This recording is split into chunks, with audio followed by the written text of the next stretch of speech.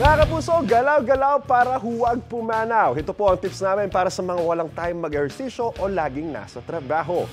Pwedeng gawin ang mobility exercises sa loob ng 10 minuto.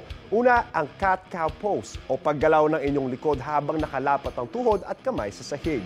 Pwede rin ang scapular push-ups na para sa upper back at shoulders. Para naman sa leeg, ang neck flexion, extension at neck lateral flexion. Sabayan na rin ng neck rotation. Kung nakaupo naman sa opisina, maaari pong gawin ang shoulder rotation at head circles. Sabi ng fitness coach, malaking tulong ang mabilisang exercises daw para maiwasan ang pananakit ng likuran at ng leeg. Kapuso, para laging una ka sa mga balita, bisitahin at mag-subscribe sa GMA Integrated News sa YouTube. Sa mga kapuso abroad, samahan nyo kami sa GMA Pinoy TV at sa www.gmanews.tv.